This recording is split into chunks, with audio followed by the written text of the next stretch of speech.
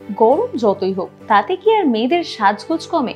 তবে এখন যদি কোনো বিয়ে বাড়ি পড়ে কিংবা অন্যান্য কোনো পার্টি, একটা ওয়েডিং পার্টি মেকআপ লুক করার জন্য কিভাবে স্টেপ বাই স্টেপ যাবেন যাতে আপনার লুকটা ভালো হয়, মিনিমাল হয়, একটা ট্রেন্ডি লুক পাওয়া যায়, সেটাও আবার প্যাচি বা কোনো রকমের প্রবলেম ছাড়া, সেই বিষয়ে জানতে এবং আপনাদের জানাতে আজকের বিউটি কথার এপিসোডে আমি সুচিস্মিতা কথা বলবো এবং হয়তো আপনাদের মেকআপও দেখাবো এমন একটা মানুষের। চলুন দেখে নিই কে রয়েছে আজ আমাদের সঙ্গে।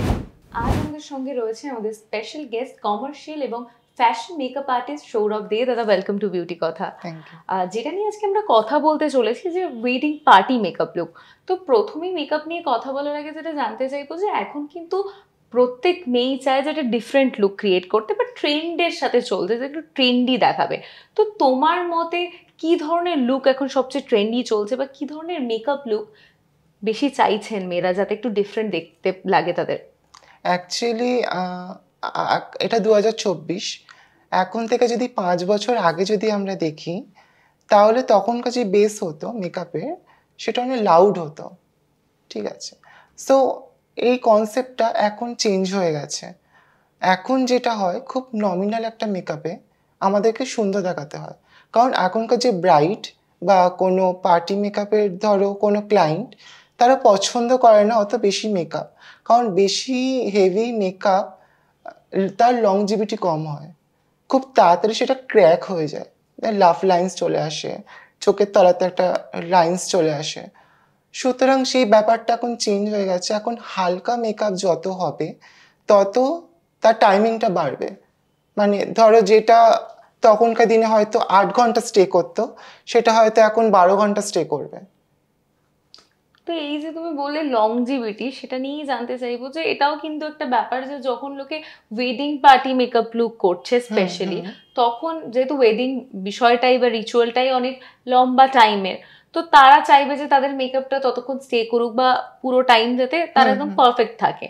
তো সেই ক্ষেত্রেই লংজিভিটিটা বাড়ানোর জন্য বা স্টে যাতে করে মেকআপ, তার জন্য কি কি করো? তার জন্য যেটা ইম্পর্টেন্ট সেটা হচ্ছে ভালো করে আমাদের স্কিনটাকে প্রেপ অ্যান্ড প্রাইম করা। সো প্রাইমার অ্যান্ড ময়েশ্চারাইজারের কনসেপ্টটা অনেক ইম্পর্টেন্ট। এটা যদি আমরা করি তাহলে কি হবে, আমাদের স্কিনটা যেরকম গ্লো করবে সেরকম মেকআপটাকে আমাদের গ্রিপ করতে সুবিধা রাখে, অনেকক্ষণ ধরে মেকআপটা গ্রিপ রাখে। সো এইটাতে খুব ইম্পর্টেন্ট পার্ট আমার মনে হয় মেকআপের জন্য। তুমি আরো একটা জিনিস বলছিলে যে সময় যেরকম পাল্টেছে, সে সময়ের সাথে সাথে লোকে মিনিমাল মেকআপ চাইছে, ডার্ক মেকআপ বা হেভি মেকআপ পছন্দ করে না।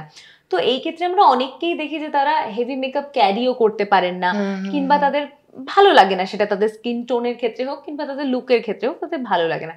সেই ক্ষেত্রে যারা আমাদের দর্শকরা রয়েছে যাদের এই সমস্যাটা হয়, তাদেরকে তুমি কি বলবে যে কিভাবে, মানে কোন কোন ধরনের প্রোডাক্ট ইউজ করে তার একটা মিনিমাল জিনিস দিয়ে তার একটা সুন্দর বা একটা ভালো পার্টি মেকআপ লুক ক্রিয়েট করতে পারে?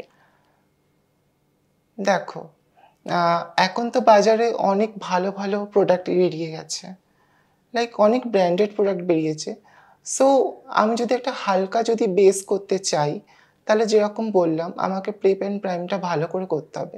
একটা জাস্ট কনসিলার নিলাম, কনসিলার নেওয়ার পর আমাদের যদি মুখের মধ্যে কোনো ডার্ক সার্কেল থাকে বা কিছু, সেই জায়গাটা আমরা কনসিল করলাম, দিয়ে ওটাই আমরা ভালো করে ব্লেন্ড করার পর আমরা একটা কম্প্যাক্ট দিয়ে দিলাম বা ট্রান্সলুসেন্ট পাউডার দিলাম। দেওয়ার পর হালকা blush, lipstick, Kajal, that's it. এতেই আমাদের মেকআপটা অনেকক্ষণ স্টে করবে।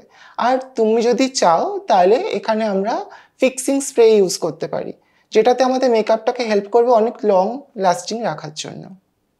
তুমি স্টেপ বাই স্টেপ বললে তো ঠিকই, তবে মেকআপ যেহেতু, তো মেকআপের ক্ষেত্রে যতটা না শুনে বোঝা যায় ততটা যদি আমরা দেখি বা স্টেপ বাই স্টেপ তুমি যখন মেকআপটা কারোর উপর করবে সেটা আমরা যদি দেখতে পাই, সেটা আমাদের মনে হয় যে আমাদের ক্ষেত্রে এবং দর্শকদের ক্ষেত্রে বুঝতে অনেকটা সুবিধে হবে যে কিভাবে মেকআপটা হচ্ছে বা হওয়া উচিত।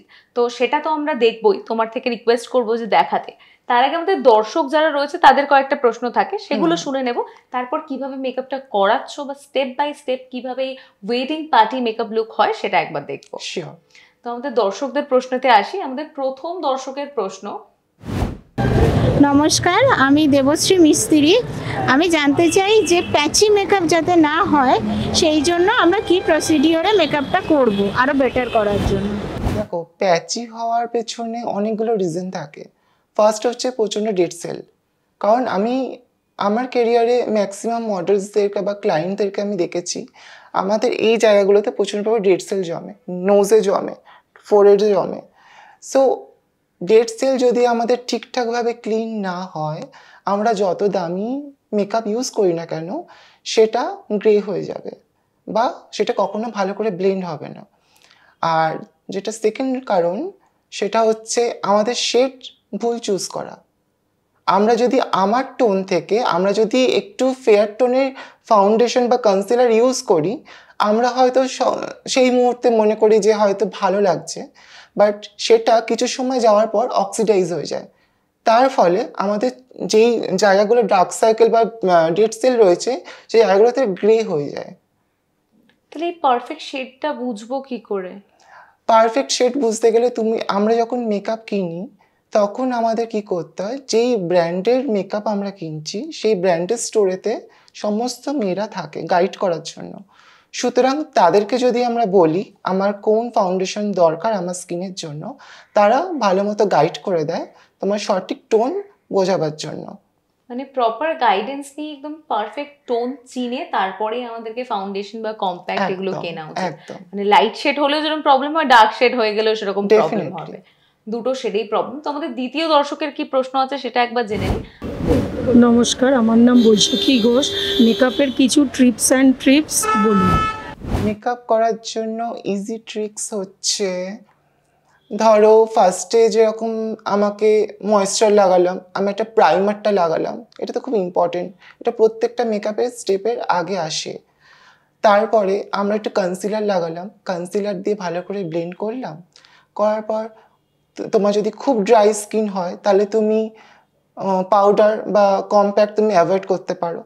যদি তোমার অয়েলি স্কিন হয় তুমি একটা কম্প্যাক্ট ইউজ করতে পারো। তাতে কি হবে, তোমার অয়েল সিক্রেশনটা বন্ধ করবে, পোরসগুলোকে মিনিমাইজ করবে। তাতে কি হবে, আমাদের মেকআপটা অনেকক্ষণ স্টে করবে। আর হালকা করে ব্লাশ দিতে পারো, আর কাজল আর লিপস্টিক, আর যদি পারো আইব্রাউজ করতে পারি আমরা, সো মাস্কারা দিতে পারি, ব্যাস এতেই হয়ে যায় একটা ফ্ললেস একটা বেস। টিপসের ক্ষেত্রে আমি কয়েকটা অ্যাড করতে চাইবো যে অনেকেরই কিন্তু এই যে ব্লাশ ব্লেন্ড করতে কিংবা আইলাইনার পরতে পারফেক্ট একটা যে স্ট্রোক সেটা নিতে প্রবলেম হয়। তো সেই ক্ষেত্রে কিভাবে সেটা ইজি করা যায় সেই জন্য যদি একটু টিপস দাও। দেখো, ব্লাশ লাগাতে গেলে আমরা যখন মেকআপ করি, মেকআপ তখনই ভালো হয় যখন আমাদের মেকআপের টুলস ভালো হয়। সো আমরা যখন ব্লাশ লাগাচ্ছি, ব্লাশের জন্য ব্লাশের ব্রাশটা ভালো হতে হবে, তবেই কিন্তু আমাদের মেকআপটা বা ব্লাশটা ভালো করে ব্লেন্ড হবে। যদি ব্রাশ যদি ভালো না হয় কখনো ভালো ব্লেন্ড হবে না, সেটা প্যাচি হয়ে থাকবে।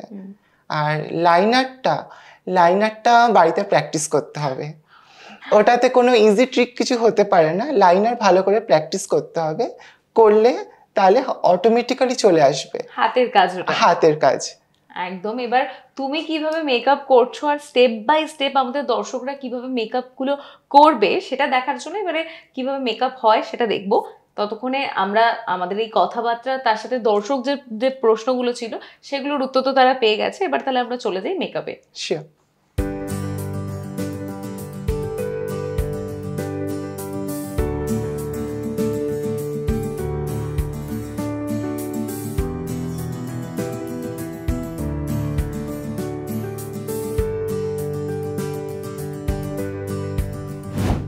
সো ফার্স্টে আমরা নিচ্ছি ময়েশ্চারাইজার।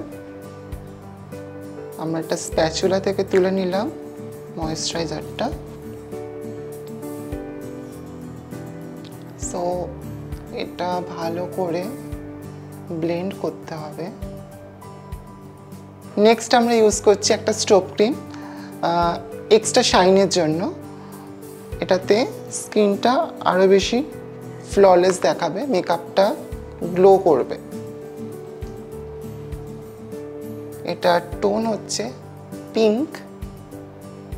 সো তোমাদের যদি গোল্ডেন পছন্দ হয় তোমরা গোল্ডেনও ইউজ করতে পারো।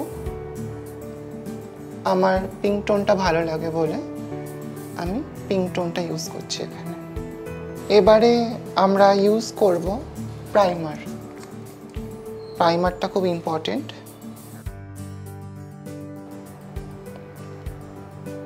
সো তোমরা দেখতে পাচ্ছ ওর মুখে প্রেপ অ্যান্ড প্রাইমটা আমার কমপ্লিট হয়ে গেছে। সো সুকন্যার হালকা ডার্ক সার্কেলের প্রবলেম আছে, তো আমি হালকা করে একটু কনসিলার নিয়ে ওর চোখের তলাটা একটু কনসিল করে নেব, হালকা জাস্ট ড্যাব ড্যাব। এবার আমরা ইউজ করছি ফাউন্ডেশন। অলওয়েজ ফাউন্ডেশন এইখান থেকে স্টার্ট করা উচিত।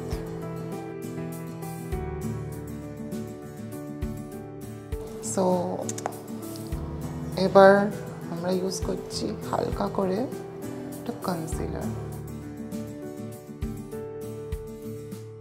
ট্রান্সলেশন লুজ পাউডার,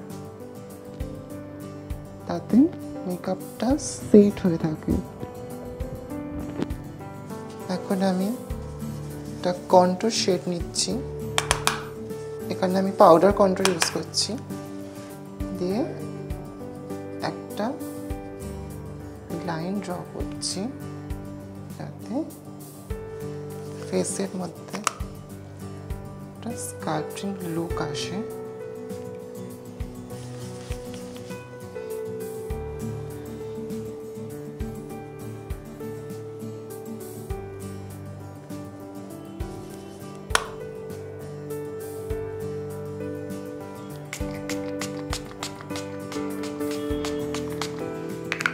আমরা ফিক্সিং একটা স্প্রে ইউজ করলাম, কারণ পাউডার দেওয়ার পর হালকা পাউডারি একটা এফেক্ট হয়ে থাকে, তার জন্য পাউডারটাকে সেট করার জন্য আমরা ফিক্সিং স্প্রে ইউজ করলাম। তাতে কী হবে, মেকআপটা আরও সেট হবে ভালো মতো।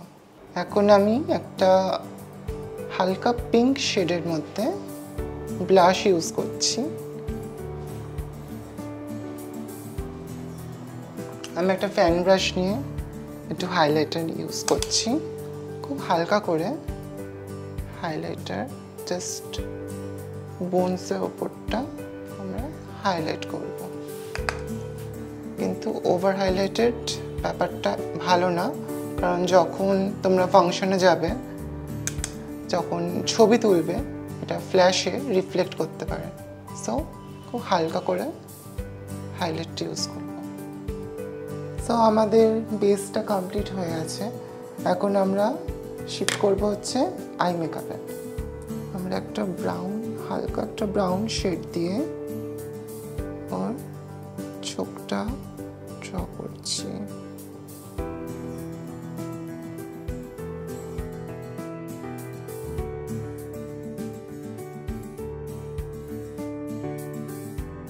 একটা ব্রাউন শেড নিয়ে আমি একটা লাইনার ড্র করব, কারণ ব্ল্যাকটা আমি অ্যাভয়েড করলাম এই কারণে, কারণ ওর চোখটা ছোট।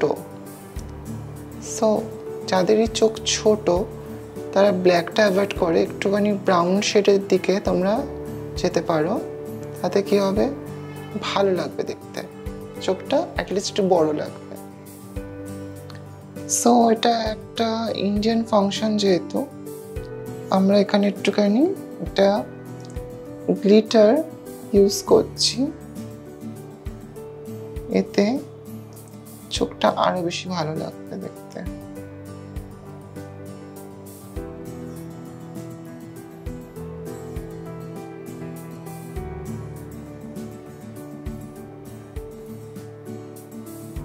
সো আমাদের চোখের মেকআপ মোটামুটি কমপ্লিট হয়ে গেছে। এখন আমরা মাস্কারা ইউজ করব।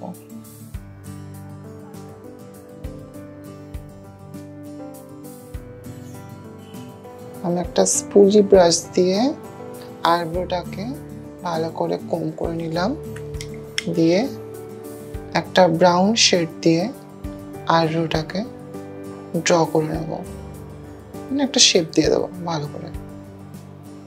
তোমাদের যেই শেপ পছন্দ সেরকমভাবে তোমরা শেপ দিতে পারো, কারো রাউন্ড ভালো লাগে, কারো আর্চ ভালো লাগে, মানে ডিপেন্ড করছে।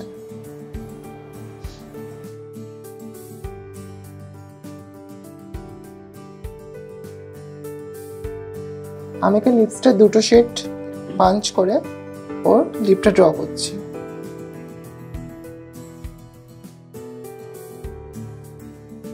আমাদের মেকআপ অলমোস্ট কমপ্লিট, শুধু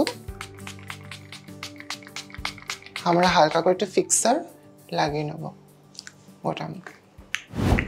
আমরা দেখতেই পাচ্ছি এখানে খুব সুন্দর একটা ওয়েডিং পার্টি মেকআপ লুক তৈরি হয়ে গেছে। খুব সুন্দরভাবে দাদা একদম স্টেপ বাই স্টেপ আমাদেরকে দেখিয়ে দিয়েছে আমাদের দর্শকদের জন্য যে কীভাবে এই পার্টি মেকআপ লুক করতে হবে step by step. Thank you so much তোমাদের দুজনকেই এখানে আসার জন্য, আর এত সুন্দরভাবে আমাদের দর্শকদের তাদের প্রশ্নের উত্তরগুলো দেওয়ার জন্য, আর তার পাশাপাশি এত সুন্দর করে এই মেকআপ লুকটা স্টেপ বাই স্টেপ দেখানোর জন্য।